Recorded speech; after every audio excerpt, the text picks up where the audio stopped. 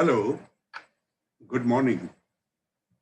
I am Professor R.K. Saxena, and I shall be giving you three talks in the series Science and Society.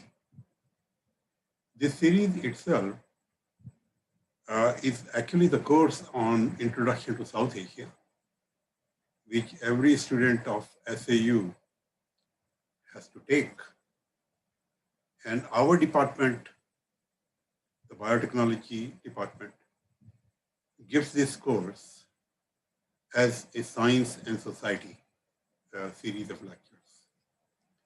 Now, my portion of this particular course would try to cover the phenomenon of the human phenomenon itself.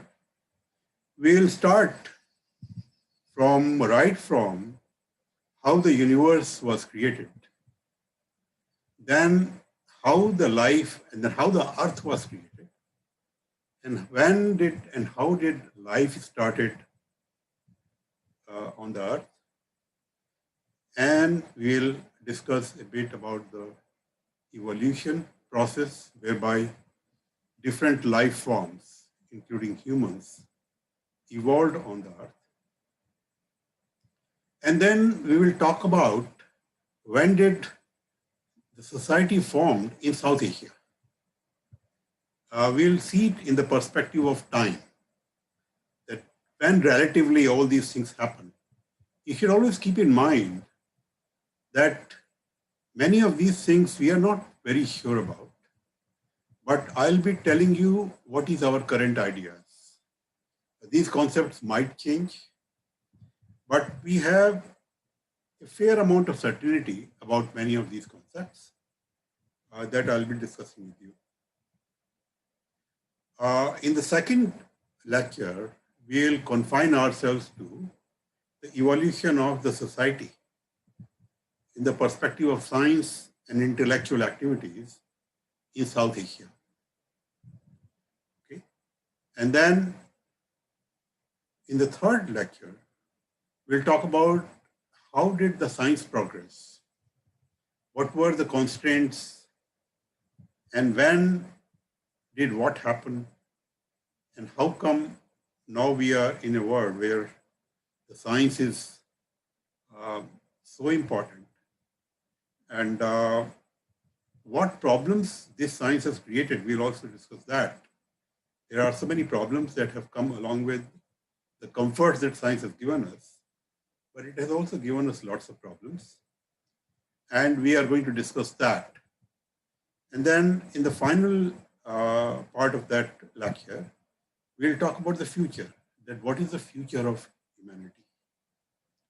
So I think let's start with the first talk, and I'll start the share screen.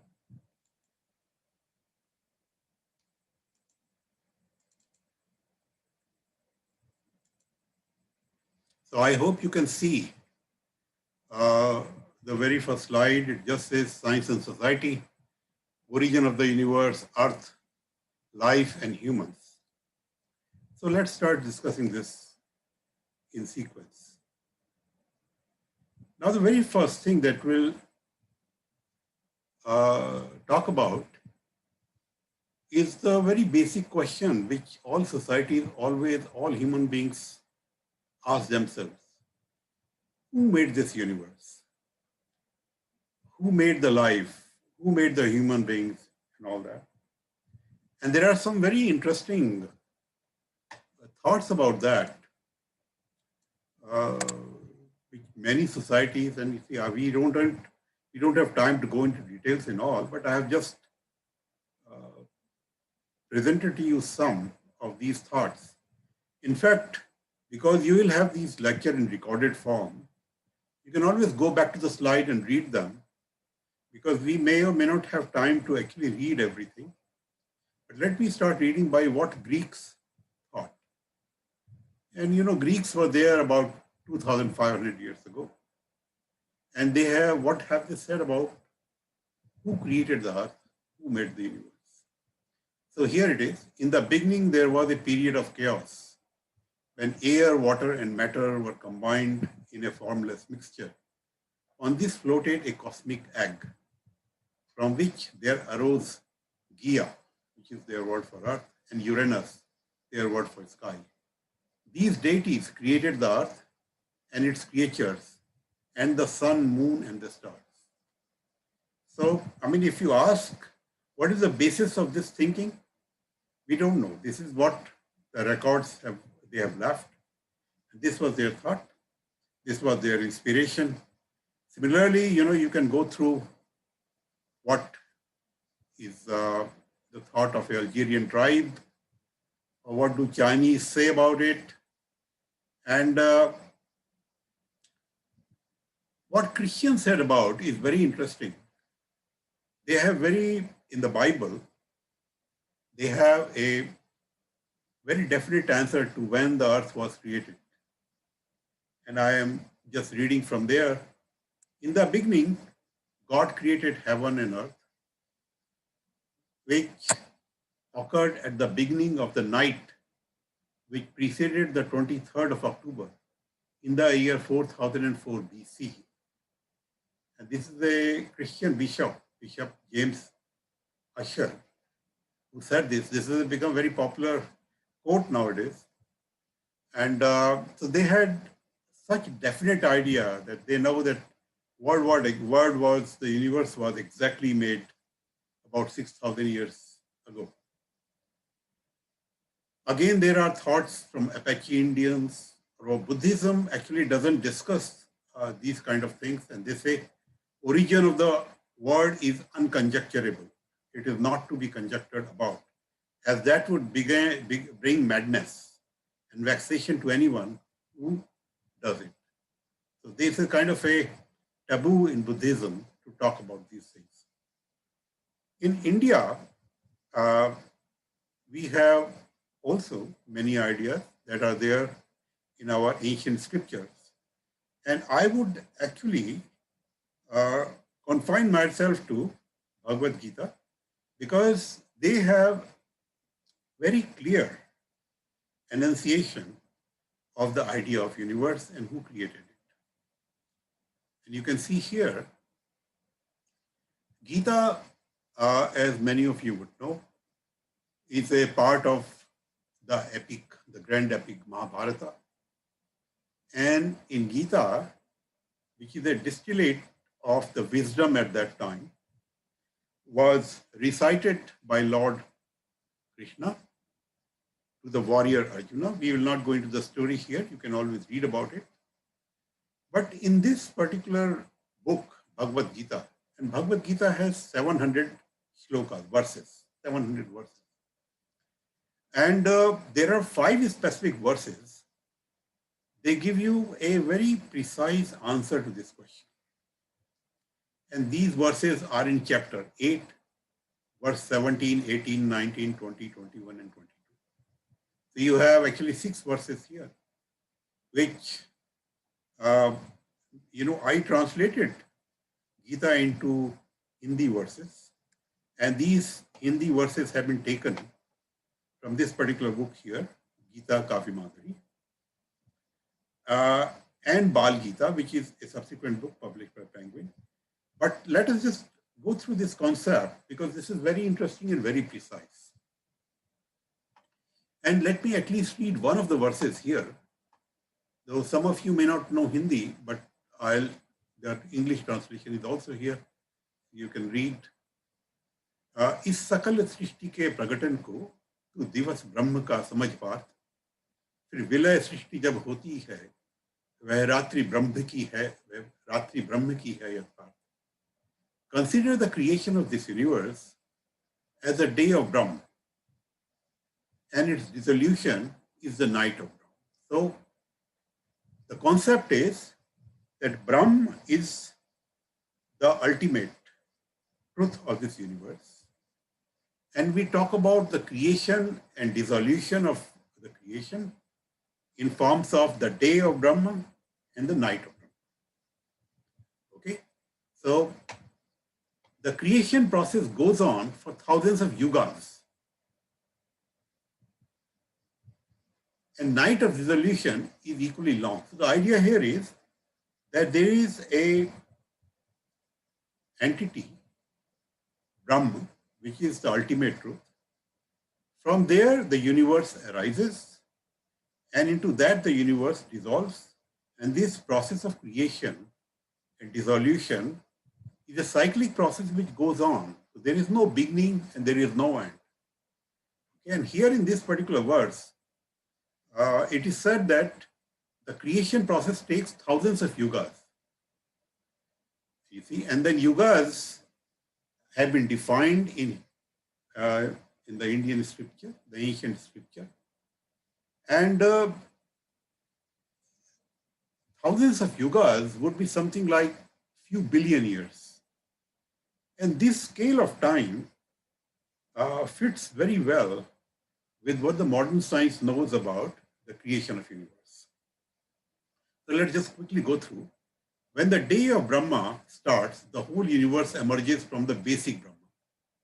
During the night of dissolution, it dissolves back into Brahma. Thus the universe gets created and dissolved repeatedly in this manner. Basic essence of this visible universe is thus Brahma. So what we see around us is a creation which is something which is created out of Brahma. It's not Brahma. And when the universe dissolves, then it will go dissolve back into Brahma. And then Lord Krishna says the Brahma actually is my eternal abode, which actually gives a hint that the ultimate truth, the universal God, is what this Brahma is. And those who understand this truth gets liberated from the cycles of rebirth.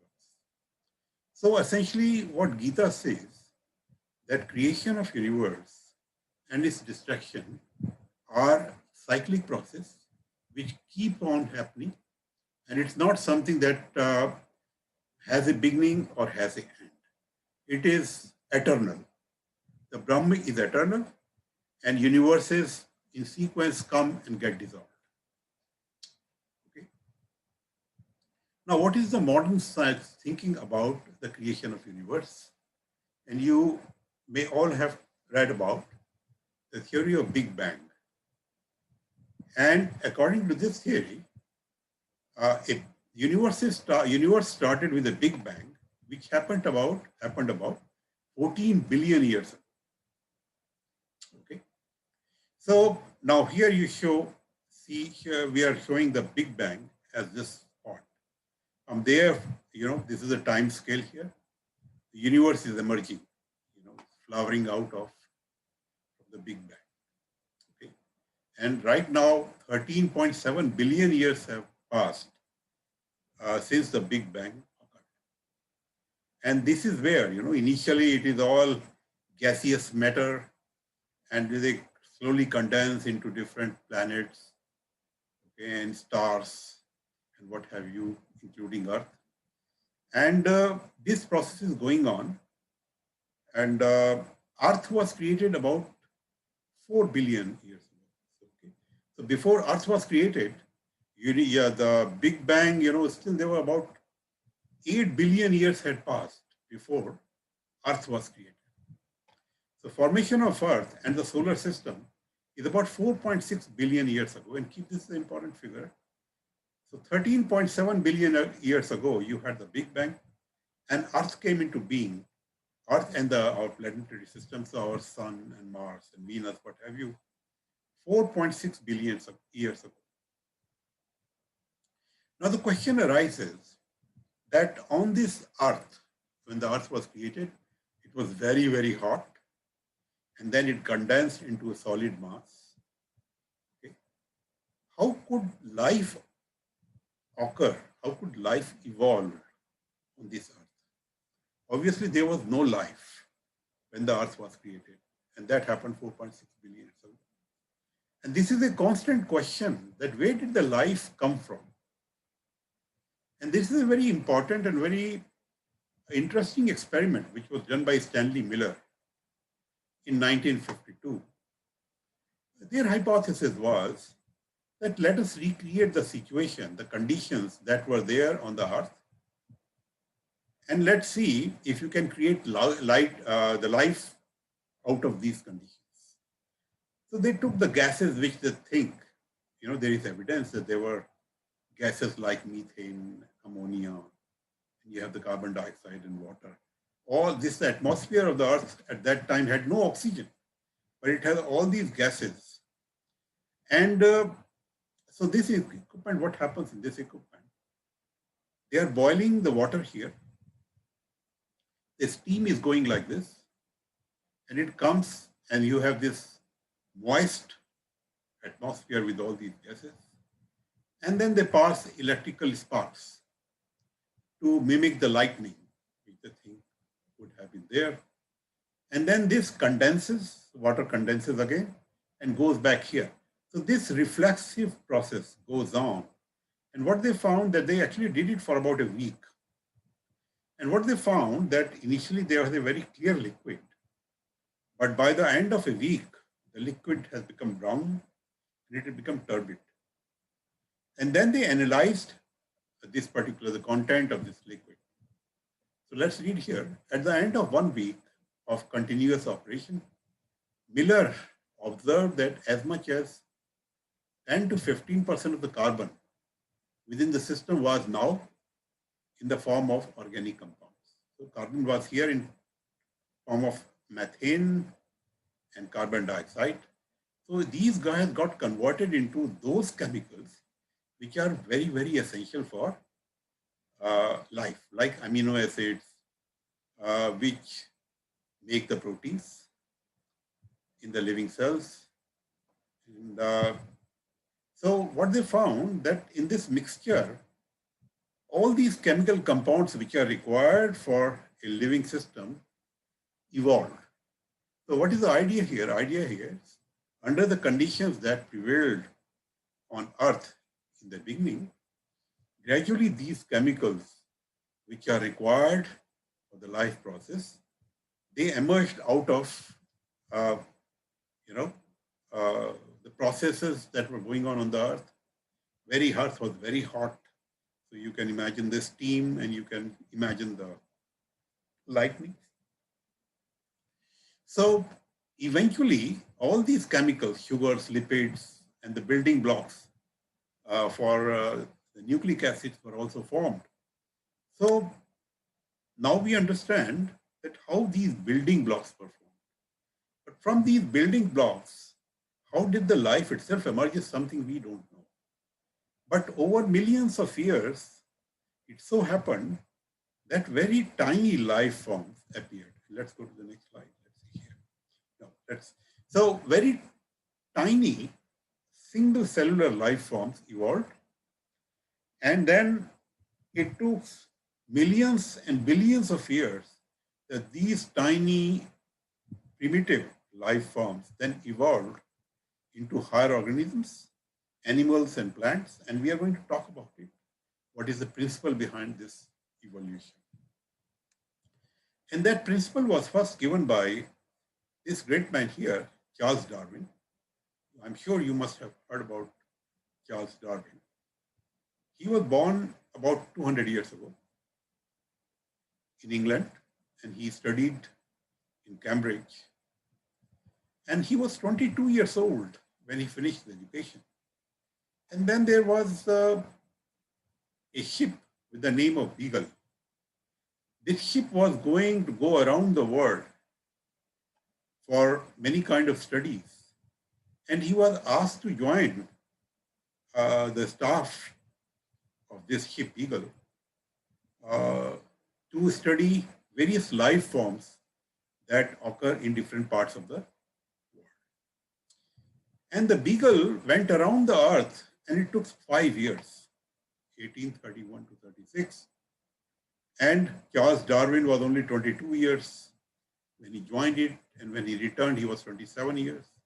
And in between, wherever the ship went, Charles Darwin collected the biological specimen, shipped them back to his original institute in England. Then he came back and he contemplated for a very long time, tried to distill all the wisdom that he got from various samples that he had collected, his own observations around the world. And in 1859, that is when he was 50 years old, he wrote this book, which is a classic now, The Origin of Species, that how did different species of plant and human and animal species evolved on the earth. And Darwin died in 1882. Let's look at this trip. Darwin left England in 1831, and this is England, and his trip went like this. You know, you have the Earth map, the world map here. They moved like this, went around South America. And then this place, which is Galapagos Islands, which is very important, which has played a very important role in his thinking. And then the beagle went, is the picture of beagle here. And then arriving, you know, to the other side of the hemisphere, went to Australia, and then, you know, traveled like this around in Mauritius here, around Africa, and finally went back to England. So this whole trip took 5 years. Okay. And you can imagine, Beagle was not a very big ship. It was only about 200 feet long ship. And all these people who were living on Beagle lived in very tiny rooms, 10 feet by 10 feet, shared by 3 people. And in this only, Darwin did all his thinking, collected all the specimens. Whenever he came to the land, he shipped them, and then keep making his notes. And he actually had a huge amount of notes that he prepared during this trip. That was his food of thought for next several decades, till when he was 50 years old, he wrote The Origin of Species. I'll just give one example, and I told you Galapagos Islands played an important role, and these Galapagos Islands are on the west side of Ecuador. It's a part of the Ecuador even today. You can take a flight, go to Galapagos Islands and come back. Because of Darwin's work, these islands are very famous now. What essentially Darwin found, he had a very keen sense of observation. And he found that, and we don't have much time to discuss in details, but essentially what he found was that the birds that he observed in different islands had their beaks, we call them finches. Finches are these birds. And in different islands, they have different types of beaks. And when he contemplated, he could relate the shape of the beak with the kind of food stuff which is available on that island. Okay, so Darwin wondered about the changes in the shape of birds' beak from island to island. The so-called cactus finches boast longer, more pointed beaks than their relatives, that the ground finches, beaks of warbler finches are thinner and more pointed. You see, he had a very keen sense of observation, and he thought about it. How come that these birds have different shapes of the beaks? And he finally proposed that these beaks are adaptation made, and that make them more fit to survive on the available food. So it depends upon what food was available on the island. They evolved the appropriate type of beak. And that was the thinking behind the process of evolution. So this is the theory that he gave, the concept evolution by natural selection. And what does that say?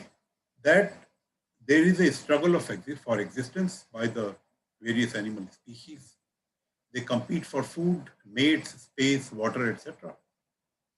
And then those individuals of the species who are fittest, who would survive under those conditions, those only will survive, and the other members of the species would perish. Therefore, there is a kind of a pressure exerted on what kind of animals would survive in that particular species.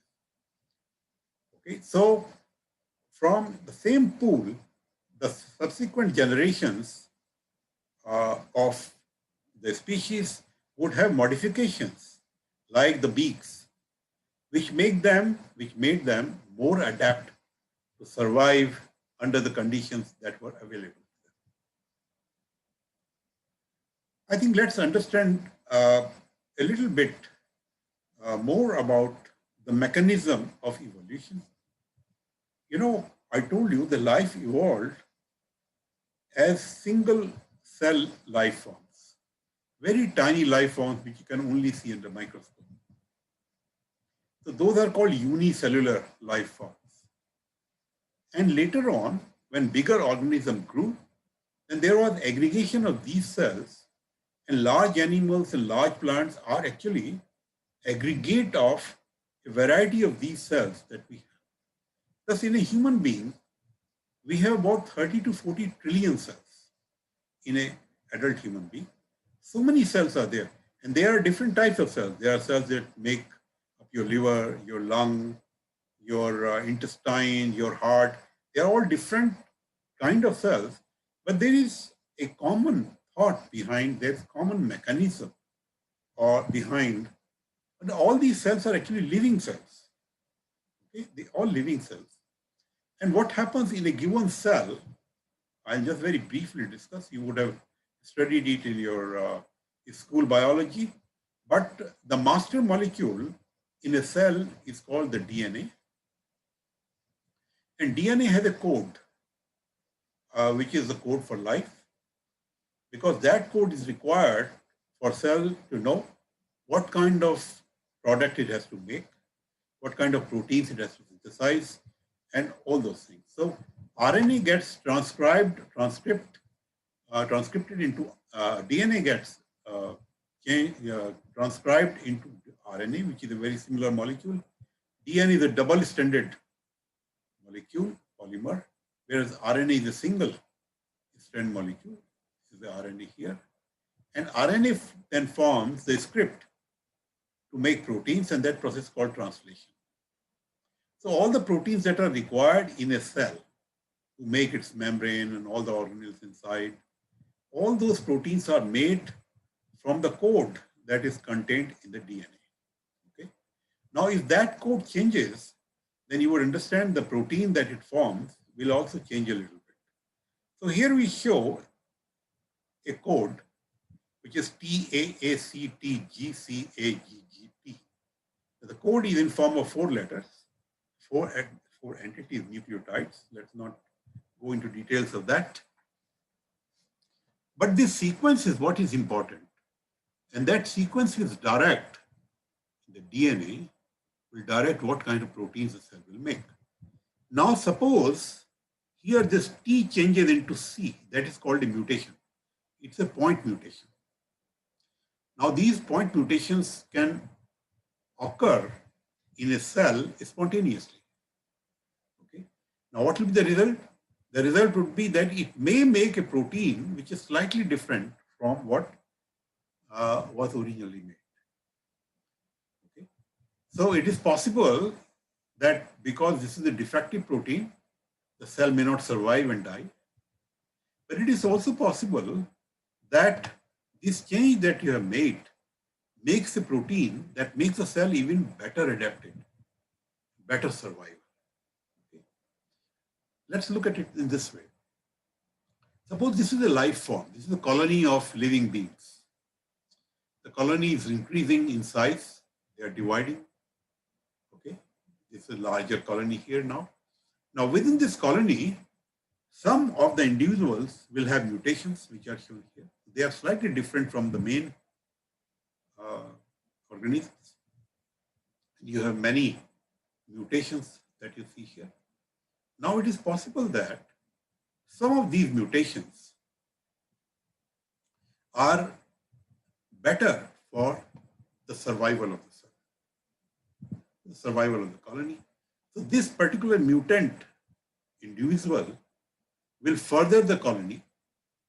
Okay, the main colony that you had would slowly perish, and these ones which are better suited would actually proliferate more, and this will be uh, the origin of a new life form, which is slightly different from the original life form that you had.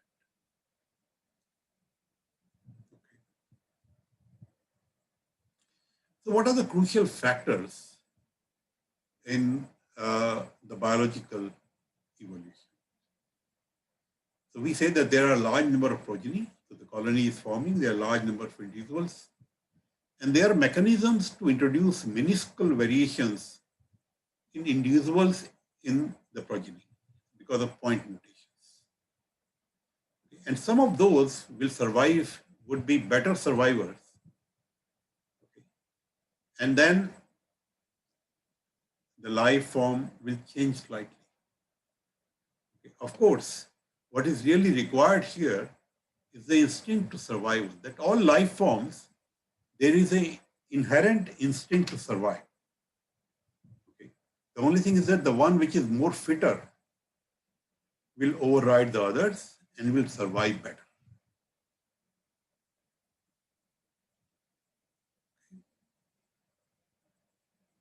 Yes.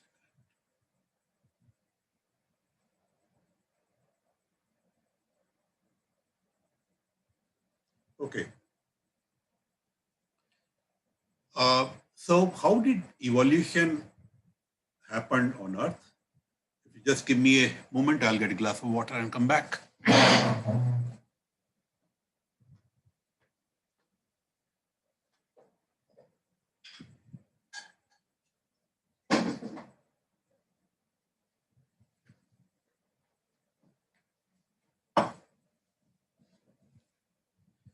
So you see here, life actually, as I told you, the Earth is about 4.5 billion years old.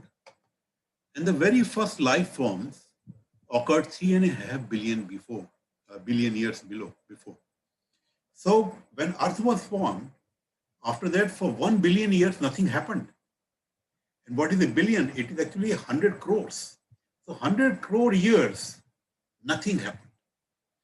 And then about 3,500 million years ago, the very first life form evolved, which were, as I told you, unicellular. And then from there, the process of evolution took place.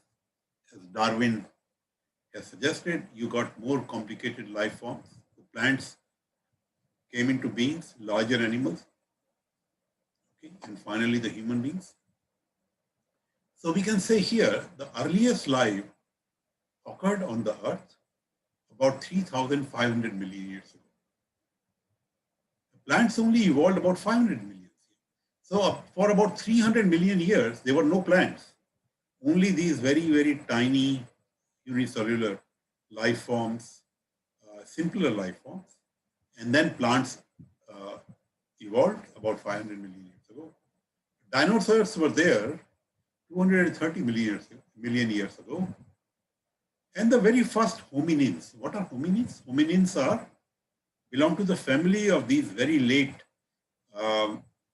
human-like erect standing apes, which are the forefathers of the present-day human beings.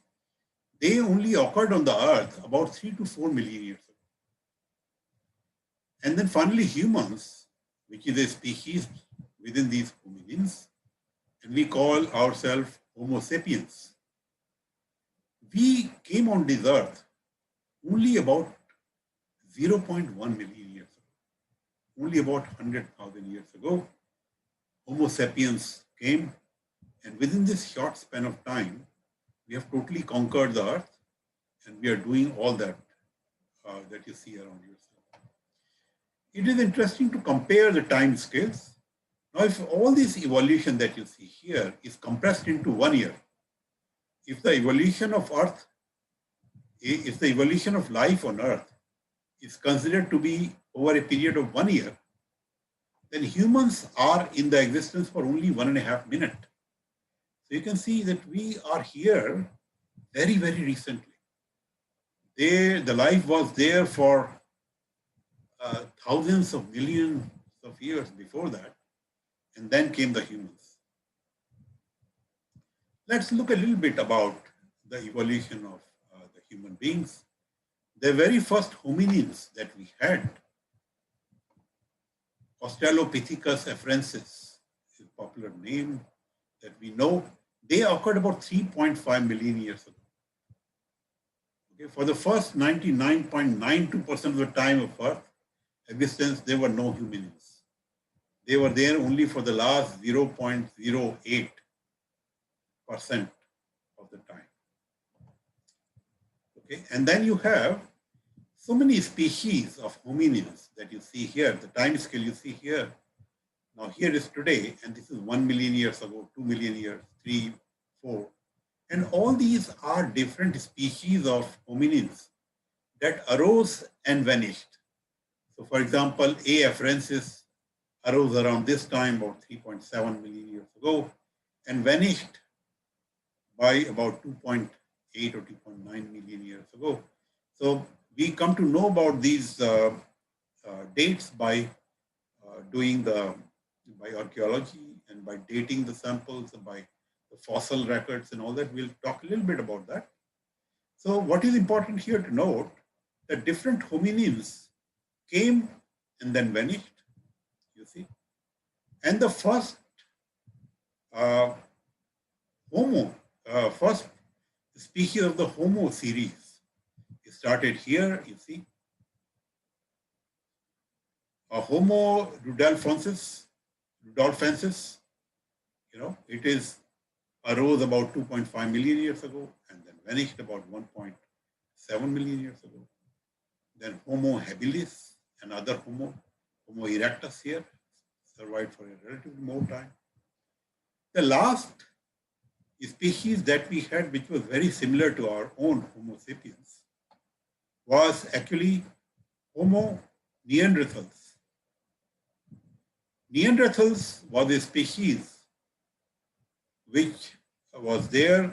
We call where the Homo sapiens and Neanderthals coexisted.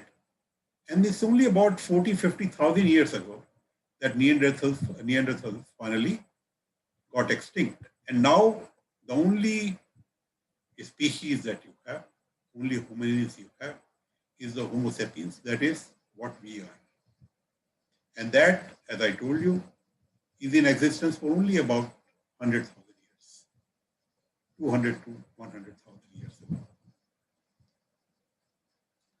This is also another depiction from the hominin ancestors. How did different hominins evolve? And finally, you have the Homo sapiens. And we had just left behind Homo neanderthals that got extinct about 40 to 50,000 years ago. Now, all this initial development of hominins took place in Africa. You see here the red.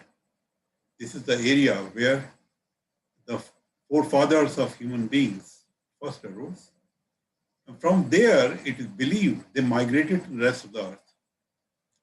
And you see, 200,000 this is the time, 200,000 years ago. And then they started migrating. They reached Europe about 40,000 years ago. And they migrated eastwards. They came to India, South Asia, about 70,000 years ago. Okay. And from here, they moved to Central Asia. And then from here, they moved to the Far East. They went to Australia about 50,000 years ago. And then, finally to New Zealand here only very recently. Now, what you should remember, you may wonder that how did they go through the sea, etc. You see, there were ice ages where the sea level had gone down by almost 100 meters.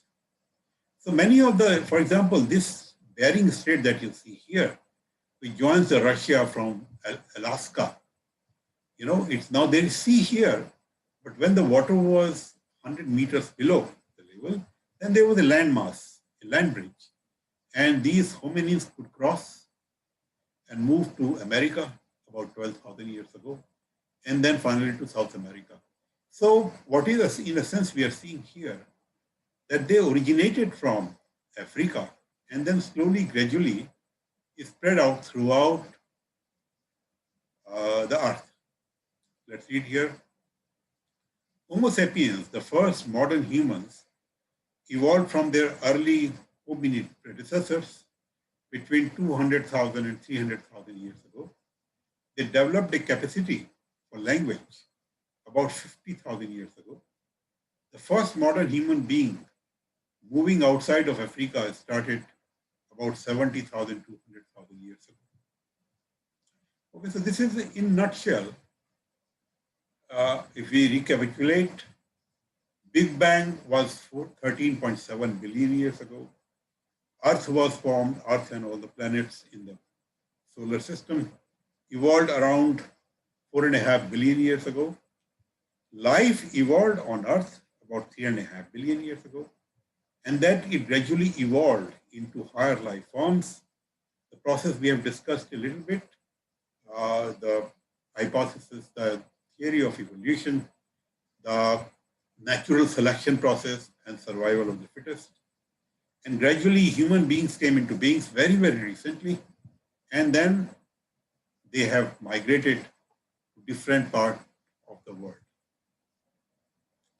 Now, what is important here is to note one thing, that if you look at the human brain, you find it is covered by this huge lobe, which is called Neo-cortex. Neo-cortex.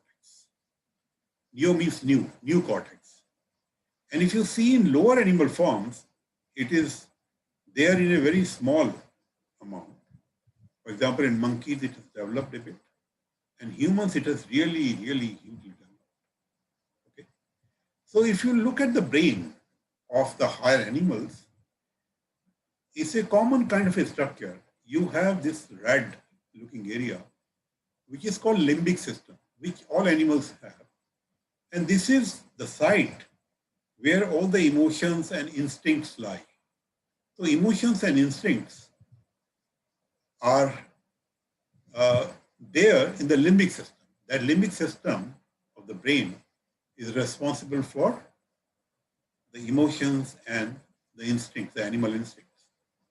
And neocortex evolved later on, and it has evolved rather quickly in humans. And neocortex is the part of the brain that is required for more complex things like thinking, like language, like contemplation, like planning. So all this is neocortex. And if you see the development of neocortex in humans, in the hominids, you see here the curve. How did the brain size increase from primates to the early hominids and finally to human beings? And right now, the brain is about 1.5 kg in Homo sapiens. And this has really evolved very rapidly over last 100,000, 200,000 years. And that brain with huge neocortex has given us the ability to think and be and plan and do all that humans do. So the language, the ability to speak and have a language, this evolved about 50,000 years ago. Okay. Now humans are the only life form that contemplates. And language is necessary for contemplation. This is something you should keep in mind. We can only think when we have a language. If certain words are not known, you can't think about them. So in order to refine your thinking, the language itself has to be refined. So initially there was a very crude language, okay, as you say here. A vocabulary of few hundred words is sufficient for daily life. There are many tribes, human tribes, primitive tribes, that have a very small vocabulary, and that suffices for them. They can do their day-to-day work, affairs, or that vocabulary is sufficient for them. But if you want more sophisticated thought, you require more extensive vocabulary. So what happens? Once you have language, you can have thoughts and you can contemplate. And the more you contemplate, you refine your language more new words are added. And then gradually, this is a kind of a circle that the language feeds on itself and becomes more and more complicated. And now we have the present modern languages like English, which may have millions of words. Okay? And we can talk about nuances. We can convey the ideas, all that because we have a very sophisticated language. Now, what is important to note here is that the presence of neocortex does not ensure that a mind also exists. So brain is just an instrument. How it is trained is important. Otherwise, you won't have all those neocortical functions. They will be, and you take the example of the so-called feral children. Who are feral children? Feral children are those human babies who for some reasons were left in wild without a contact with humans, and they were raised by animals. So these children, their brain is like a human brain. They have the same amount of neocortex. Nonetheless, there is no spark. They are just like animals. They don't have language. They can't think. So the point here is the existence of a neocortex does not mean that the thoughts will follow. For that, you require a upbringing, a human upbringing, and that is very important. You see here, when an animal gives birth to a litter, then how do these litter, these offsprings, how do they learn about the life? They learn it only by genes and instincts, because mother and father would transfer their genes into these animals, and they will have that limbic system that I talked about, and they will have all the instincts that are required for survival. They would require the instinct for survival, the flight and fight reactions that you have, how to search for food, how to search for mate, how to procreate. All these are inbuilt into the genes and instincts, and all animals have them, and they inherit from their parents. In humans also, we have the transfer of genes and instincts. But what is more important in humans is that we transfer to our offsprings cumulative knowledge. And that can only be possible once you have the language. Now we can print books, we have computers, we have all those things. We have a very refined language. So that is the process of education. Sometimes when I ask students, what is the purpose of education? Sometimes you hear answers like, sir, because we want to have a career. We want to go into a particular profession, so we want to be educated. But really understand this. Education actually is the process of transfer of cumulative knowledge of the human beings accumulated over thousands of years into the next generation. And that cumulative knowledge is very important, and that makes us different from animals. So we have then that very refined language, very refined thought process, the written word, the oral, the text, the verses, all these things. We'll talk more about it later, but let's just now look at overall picture here. Now we are just looking at this time scale, which is from today. This is 0 means now, 10,000 years ago, 20,000, 30, 40, 50,000. So this is a time scale, this is a time scale. The language evolved around this time. Okay. They started to say sentences. They started to communicate with the fellow human beings, okay, about 50,000 years ago. And you see here Neanderthals extinct at about 45,000 years ago. Now we have only Homo sapiens that are on the earth. Now we have our known history goes back only by maybe about 5,000, 6,000 BC. But really, if you want to think of this, from this point, we also know that agriculture started around, what, about 12,000, 13,000 years ago. Okay? That is the origin. But before that, humans survived. They were hunter and gatherers. They were talking to each other. They were evolving their language. They were not writing it, but the thought was evolving. So now what I want you to understand, that all this from 50,000 years ago, when the language arose, right till this period, when we started writing, there is a big, huge black box. Very difficult to know how actually this process took place. How did we actually evolve during this period? This is quite a black box for us. Now, that doesn't mean that humans were not acting like humans in that time. For example, this is a very interesting case here.